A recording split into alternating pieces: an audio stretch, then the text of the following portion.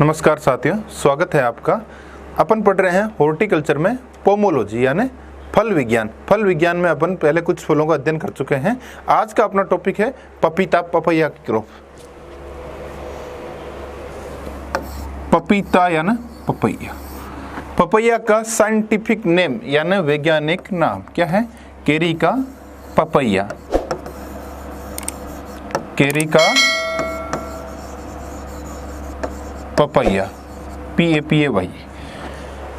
उसके बाद है उसका कुल यानी उसकी फैमिली। कौन सी है फैमिली? कैरिकेसी। उत्पत्ति यानी ओरिजिन पैलेस, यानी इसका उद्गम कहाँ माना गया है साथियों? कहाँ माना गया है? मैक्सिको। 2n का मतलब होता है नंबर ऑफ क्रोमोसोम यानी गुणसूत्रों की संख्या। कितनी है साथियों इसमें? 18 यानी 18। परागण का मतलब आप समझते हो सब क्या होता है? पोलिनेशन। और पोलिनेशन का मतलब क्या होता है? पुष्प के नर भाग से पोलन ग्रेन यानी पराग कणों का पुष्प के मादा भाग यानी वर्तिकाग्र तक पहुंचना परागण होता है। इसमें होता है पपीता में पर परागण यानी क्रॉस पोलिनेशन। फल का प्रकार बेरी यानी टाइप ऑफ फ्रूट्स कौन सा है? Fruit types berry. फल का खाने योग्य भाग कौन सा है? मीजोकार्प। हालांकि आपको पहले समझा रखा है कैसे पता करते हैं मीजोकार्प, एंडोकार्प, इपिकार्प। जैसे ये मान लो पपीता का फल है, ये अंदर बीज वगैरह होते हैं। तो किसी भी फल का फल वित्ती होती है, उसके 3 पार्ट होते हैं, इपिकार्प, मीजोकार्प, एंडोकार्प। बाहर वाले भाग को इपिकार्प कहते हैं, आंतरिक भाग को एंडोकार्प कहते हैं, मध्य के मीजोकार्प। तो पपीते में ये बाहर वाला छिलका नहीं खाते हैं, अंदर वाला नहीं खाते हैं, बीज का गुद्दा खाते हैं और उस गुद्दे को क्या बोलते हैं? मीजोकार्प। अब विटामिन ए। पपीता विटामिन ए का अच्छा स्रोत है। जैसे सबसे अच्छा स्रोत आम है जिसमें 4800 IU होती है अंतर्राष्ट्रीय इकाई, उसी प्रकार पपीता में होता है 2020 यानी 2020 IU। ये एक यूनिट है इसको नापने की, यानी इंटरनेशनल यूनिट है, अंतर्राष्ट्रीय इकाई। तो आम पपीता में विटामिन ए कितना होता है? 2020 IU। इसी प्रकार पपीता में विटामिन B2 कितना होता है? 250 मिलीग्राम पर 100 ग्राम। ये फिगर आपको याद रखना इंपॉर्टेंट नहीं है, लेकिन ये फिगर वेरी वेरी इंपॉर्टेंट है कि पपीता में विटामिन ए कितना होता है? 2020 IU। जबकि दूसरे विटामिन होते हैं विटामिन ए के अलावा, वो IU में नहीं नापकर मिलीग्राम पर 100 ग्राम में नापते हैं। पपीता को मेलोन ट्री के नाम से भी जाना जाता है। पपीता का पीला रंग किस पिगमेंट या वर्णक के कारण होता है? कैरिका जेंथिन के कारण। वेरी वेरी इंपॉर्टेंट क्वेश्चन है, नोट कर लो आप। बहुत बार BHU के एग्जाम में, जेट के एग्जाम में भी आता है, प्री PG के एग्जाम में, WO के एग्जाम में, कि पपीते का पीला रंग किस पिगमेंट के कारण होता है? कैरिका जेंथिन के कारण। पपीता एक डे न्यूट्रल प्लांट है। क्या है? दिवस निष्प्रभावी। क्योंकि पौधे 3 प्रकार के होते हैं, प्रकाश, प्रतिदीप्ति, कालिता के आधार पर। लघु दिवस, दीर्घ दिवस, दिवस निष्प्रभावी, यानी लॉन्ग डे, शॉर्ट डे और डे न्यूट्रल। तो एक तरह का क्या है? डे न्यूट्रल प्लांट है। हालांकि ये 3 प्रकार के होते हैं ना, जिनको सूर्य की अधिक चमकने की आवश्यकता होती है, तो पुष्पन के समय, पौधों के पुष्पन के समय कुछ पौधों को अधिक सूर्य चमकना चाहिए, अधिक घंटे तक, वो लॉन्ग दिवस। और जिनको कम घंटे तक, कम समय तक, वो लघु दिवस, शॉर्ट डे। और जिसको कोई असर नहीं होता, दिवस निष्प्रभावी। ये अपन पहले अध्ययन कर चुके हैं। पपीता के बीज होते हैं सर्कोटेस्टा से घिरे होते हैं, यानी पपीते के बीज को आप देखना, एक काली सी पतली सी चिकनी सी झिल्ली से घिरा हुआ होता है बीज, वो होती है सर्कोटेस्टा। पपीता एक लिंगी पौधा है ना, डायोसियस। देखो मोनोसियस और डायोसियस। मोनोसियस, मोनो मतलब एक, यानी एक ही पौधे पर नर व मादा, और नर व मादा अलग अलग पौधे पर हो तो वो क्या होता है? डायोसियस या एक लिंगी। इसीलिए पपीते के पौधे में मादा पौधों के पास में नर पौधे लगाना आवश्यक होता है, और वो मादा पौधे और नर पौधे के लगाने का अनुपात होता है 10:1, यानी 10 पौधे मादा के लगा रहे हो तो 1 पौधा नर का लगाना आवश्यक है। विश्व में अधिक कहाँ होते हैं? ब्राजील में। लेकिन ये डाटा हमेशा बदलते रहते हैं, कोई फिक्स नहीं है कि इस साल ही ब्राजील में हो, तो इसलिए हम आपको लेटेस्ट डाटा अवेलेबल करवा देंगे। भारत में अधिक कहाँ होते हैं? आंध्र प्रदेश में। पुष्प का प्रकार सोलिट्री। पपीता के 1 ग्राम में 20 बीज होते हैं। 1 ग्राम में 20 बीज। हालांकि पपीता का बीज मार्केट में बहुत कॉस्टली होता है, इसलिए इसके पौध अधिक तैयार, लोग किसान फार्मर इसकी पौध परचेज करना अधिक प्रीफर करते हैं। पपीता 1 ग्राम 20 बीज होता है। पपीता से पपेन कितना प्राप्त होता है? ये ध्यान रखना। एवरेज प्रति पौधा 100 ग्राम। औसतन, हर वेराइटी का अलग अलग हो सकता है, लेकिन औसतन एक पौधे से 100 ग्राम पपेन प्राप्त होता है। और जो पपेन होता है, पपीते से जो पपेन प्राप्त होता है उसमें 72.2% प्रोटीन। पपीता में नहीं, पपीता से जो पपेन प्राप्त होता है एक पौधे से 100 ग्राम पपेन औसतन प्राप्त होता है, और जो पपेन प्राप्त होता है उसमें 72.2% प्रोटीन होती है। वेरी वेरी इंपॉर्टेंट क्वेश्चन है। इस पपेन का यूज क्या है? पेट संबंधी रोगों में, उदर संबंधी रोगों में यूज है। और जो पपेन होता है इसमें पेप्सिन एंजाइम पाया जाता है। तो 1 ग्राम पपीता में 20 बीज होते हैं, सॉरी 1 ग्राम जो वजन होता है इनके पपीतों के बीजों का, उसमें 20 बीज आते हैं। ये एक औसतन निकाला गया है, ठीक है। यानी 1 ग्राम जो पपीते के बीज हो उसका मतलब लगभग 20 बीज है। पपेन जो प्रति पौधा 100 ग्राम प्राप्त होता है, 72.2% पपेन में प्रोटीन होती है। इसका उपयोग पेट संबंधी रोगों में आता है, उदर संबंधी बीमारियों में। और पपेन में कौन सी एंजाइम पाई जाती है? पेप्सिन एंजाइम पाई जाती है। और एक्चुअली जो पपेन होता है वो 3 माह पुराने फल से प्राप्त होते हैं। इसमें क्या होता है, 3 से 4 mm गहराई का 4 से 5 चीरे लगाकर दुग्ध को एल्यूमिनियम के बर्तन में इकट्ठा करते हैं। ये मेथड बताया है पपीते का पपेन कैसे प्राप्त करते हैं। वे 3 से 4 mm गहराई के 4-5 चीरे लगा देते हैं, एल्यूमिनियम के बर्तन में उससे दूध प्राप्त कर लेते हैं। पपेन प्राप्त करने का समय, पपेन हमेशा सुबह के समय प्राप्त करना चाहिए। सुबह 6 से 9 के बीच में पपेन प्राप्त करना चाहिए। अब आता है कौन सी वेराइटी से पपेन ज़्यादा प्राप्त होता है, यानी पपेन के लिए कौन कौन सी किस्में उचित हैं। जैसे पूसा मेजेस्टी, CO5, CO2, तीनों ही किस्में इंपॉर्टेंट है। पूसा मेजेस्टी से 660 ग्राम पपेन प्रति पौधा प्रति साल तक प्राप्त किया जा सकता है। CO5 से 480 ग्राम पपेन प्रति पौधा प्रति वर्ष प्राप्त हो सकता है। CO2 से 450 ग्राम प्रति पौधा प्रति, तीनों ही वेराइटियों से पपेन अधिक प्राप्त होता है। लेकिन तीनों में से अधिकतम किससे प्राप्त होता है? CO5 से। इसलिए क्वेश्चन आता है, देखो नॉर्मली क्वेश्चन आए कि इनसे वेराइटियों से पपेन अधिक प्राप्त होता है, तीनों में से जो ऑप्शन आएगा वो राइट जाएगा। लेकिन ऐसे क्वेश्चन आए तीनों में से या तीनों ही ऑप्शन में जाए अधिकतम पपेन किससे प्राप्त होता है, तो CO5 से। देखो 480 मिलीग्राम, इसलिए कहते हैं मैक्सिमम पपेन किस वेराइटी से प्राप्त होता है? CO5 से। एक पपेन के अलावा कार्पिन भी इससे प्राप्त होता है, पपीते से ही प्राप्त होता है। इसके बारे में क्वेश्चन भी आता है कि कार्पिन किससे प्राप्त होता है? पपीता से होता है, जो एक हार्ट स्टिमुलेंट होता है। अब है पपीता, इसमें है कि पौधे 2 प्रकार के होते हैं, डायोसियस और मोनोसियस। मोनो मतलब एक ही पौधे पर नर व मादा, डायो मतलब अलग अलग पौधे पर नर व मादा। तो पपीता एक प्रकार का क्या है? डायोसियस पौधा है। इसीलिए तो पपीते में मादा पौधों के साथ नर पौधे भी लगाते हैं। और कितने अनुपात में लेते हैं? 10:1 में लगाते हैं। पपीता मीट टेंडराइजर का भी काम करता है। टेंडराइजर मुलायम करना, मीट या ना मांस, मतलब मीट टेंडराइजर में भी इसका उपयोग किया जा सकता है। पपीता पाला संवेदनशील है, प्रतिरोधी नहीं, सेंसिटिव है, मतलब बहुत ज्यादा पाले का नुकसान होता है। हल्का सा भी पाला आता है पपीते को नुकसान पहुंचाता है। पाला प्रतिरोधी पपैया है केरिका कैंडामार्केंसिस। ये जो पपीते की प्रजाति है, किस्म नहीं प्रजाति, केरिका कैंडामार्केंसिस, ये पाला प्रतिरोधी है, यानी फ्रोस्ट रेजिस्टेंट है। इसको क्या कहते हैं? पहाड़ी पपीता भी कहते हैं। क्या कहते हैं? पहाड़ी पपीता भी कहते हैं केरिका कैंडामार्केंसिस को, जो पाला प्रतिरोधी। जबकि पपीता पाला सेंसिल है, लेकिन पपीता की केरिका कैंडामार्केंसिस प्रजाति है वो पाला फ्रोस्ट रेजिस्टेंट है, जिसमें पाले का प्रकोप कम होता है। अब है पपीते में जो पुष्प है वो 3 प्रकार के हो सकते हैं। नर पुष्प हो सकते हैं, मादा पुष्प हो सकते हैं, उभयलिंगी हो सकते हैं। यानी नर पुष्प, मादा पुष्प और उभयलिंगी, जिसमें दोनों होते हैं। नर यानी मेल फ्लावर और मादा यानी फीमेल फ्लावर। तो देखने में मेल और फीमेल फ्लावर को कैसे डायग्नोसिस करते हैं? जो नर फ्लावर होते हैं वो लंबी टहनी पर होते हैं, वे गुच्छे में छोटे छोटे फूल होते हैं। यानी लंबी टहनी पर होते हैं, टहनी लंबी, क्या होगी? टहनी लंबी, लेकिन गुच्छों में छोटे छोटे फूल। यानी लंबी टहनी गुच्छों में और छोटे छोटे फूल, लंबी टहनी पर गुच्छों में छोटे छोटे फूल। उसके विपरीत मादा फूल छोटे डंठल पर, टहनी लंबी की जगह क्या होगी? छोटी टहनी होगी, ठीक है, पर बड़े फूल होंगे। छोटी टहनी पर बड़े फूल होंगे। तो देखो लंबी टहनी पर गुच्छों में छोटे फूल, ये है नर की, जबकि मादा इसके विपरीत छोटे डंठल पर, लंबी टहनी की जगह छोटे डंठल और छोटे फूलों की जगह क्या है? बड़े फूल। और इन दोनों के जो मध्यम की टहनी होती है उस पर उभयलिंगी पाए जाते हैं। अब है जो किस्में होती है पपीता की 2 प्रकार की होती है, गाइनोडायोसिस व डायोसियस।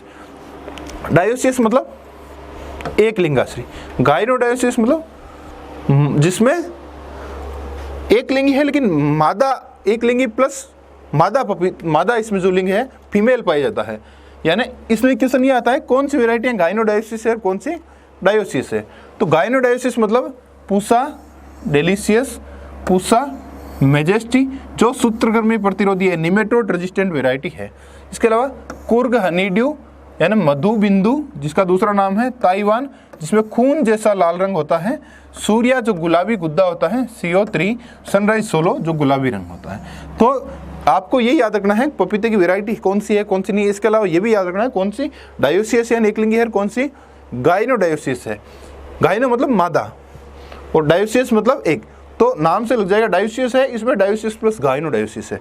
ठीक है, तो गाइनोडायोसिस किसमें है, पूसा डेलिसियस, पूसा मेजेस्टी जो सूत्रकृमि प्रतिरोधी है, कुर्ग हनीड्यू जिसका दूसरा नाम मधु बिंदु है, ताइवान खून जैसा लाल रंग है, सूर्या यानी गुलाबी गुद्दा है, CO3 सनराइज 16 जो गुलाबी रंग है। अब है डायोसियस किसमें, वो तो गाइनोडायोसिस थी, अब है डायोसियस पूसा जाइंट जो डिब्बा बंदी के लिए उपयुक्त है। पपीता की कौन सी वैरायटी डिब्बा बंदी यानी कैनिंग, डिब्बा बंदी को क्या बोलते हैं, कैनिंग। आगे अपन डिब्बा बंदी सिलेबस में भी है, फल एवं परिरक्षण में उसमें पढ़ेंगे, डिब्बा बंदी के लिए उपयुक्त है। पूसा ड्वार्फ ये बोनी किस्म है और पूसा नन्ना भी बोनी किस्म है जो किचन गार्डन के लिए उपयुक्त है। पूसा नन्ना पपीते की कौन सी किस्म है जो किचन गार्डन के लिए उपयुक्त है, पूसा नन्ना। इसके अलावा बोरी, Hathras, gold, COA, CO2, CO5 जो अधिकतम पपेन होता है, जो अपन पहले पढ़ रहे हैं कितना होता है 480 ग्राम पपेन प्राप्त होता है। अब है IARI पूसा बिहार द्वारा विकसित कौन कौन सी पपीता की किस्म है। जैसे हालांकि अपन पहले पढ़ चुके हैं पूसा डेलिसियस, पूसा मेजेस्टी, लेकिन पहले इस आधार पर पढ़ा था वो गाइनोडायोसिस है या डायोसिस है। अब पढ़ रहे हैं IARI यानी इंडियन एग्रीकल्चर रिसर्च इंस्टीट्यूट जो पूसा है, इसको पूसा बिहार क्या है, पहले बिहार में था ना इसलिए वो पूसा बिहार कहते हैं। वर्तमान में इसका हेडक्वार्टर कहाँ है, new Delhi, Pusa road, new Delhi. Pusa majesty, Pusa delicious, Pusa नन्ना, पूसा जाइंट, पूसा ड्वार्फ। तो इस पूसा मेजेस्टी, पूसा डेलिशियस, पूसा नन्ना, पूसा जाइंट, पूसा ड्वार्फ। इसके अलावा पंत नगर से इसकी पपीता कौन कौन सी किस्में रिलीज हुई है, पंत 1, पंत पपीता, इनके नाम से आगे पंत है, जबकि पूसा से जो किस्में निकले IRS से उनके नाम के आगे क्या है, पूसा है। अब है IIHR Indian Institute of Horticulture Research है, Indian Institute of Horticulture Research. तो भारतीय जो उद्यानिकी अनुसंधान संस्थान है वहाँ बेंगलोर से, उससे निकली हुई किस्में है Surya, CO2, CO3, CO4, CO5, CO6, CO7 यानी Surya, CO2, CO3, CO4, CO5, CO6, CO7। अब है TNIU यानी तमिलनाडु एग्रीकल्चर यूनिवर्सिटी है, तमिलनाडु कृषि विश्वविद्यालय जो कोयम्बटूर में, उससे विकसित किस्में हैं जैसे CO1, जबकि देखो CO2, 3, 4, 5, 6, 7 है IIHR से और CO1 है कहाँ से, कोयम्बटूर से विकसित किस्में। PAU लुधियाना जो पंजाब की एग्रीकल्चर यूनिवर्सिटी है, पंजाब एग्रीकल्चर यूनिवर्सिटी लुधियाना, वहां से विकसित किस्में है पंजाब स्वीट। अब है परवर्धन, पपीते का परवर्धन नोट कर लो, सिर्फ बीज द्वारा हो सकता है, हालांकि टिश्यू कल्चर उत्तक संवर्धन से कर सकते हैं, लेकिन वैसे अलैंगिक दूसरी ग्राफ्टिंग बडिंग उनसे नहीं होता है।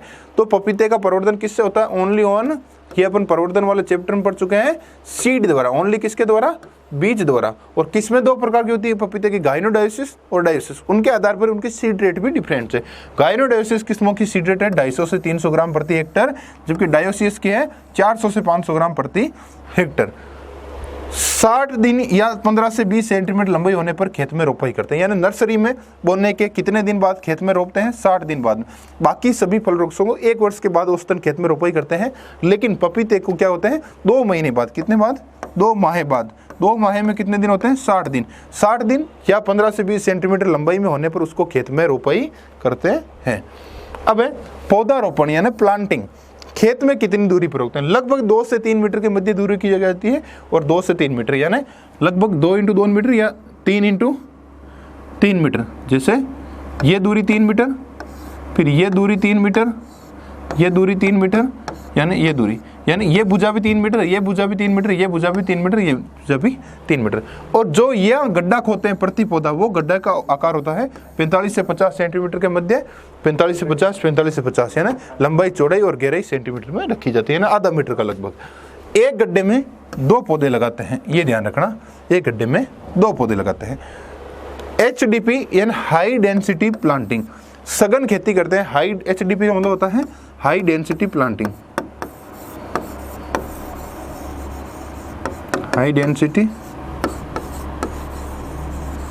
प्लांटिंग यानी सघन खेती, यानी नजदीक नजदीक लगाना। औसत दूरी तो 3 मीटर पे लगाते हैं, 2 से 3 मीटर के मध्य।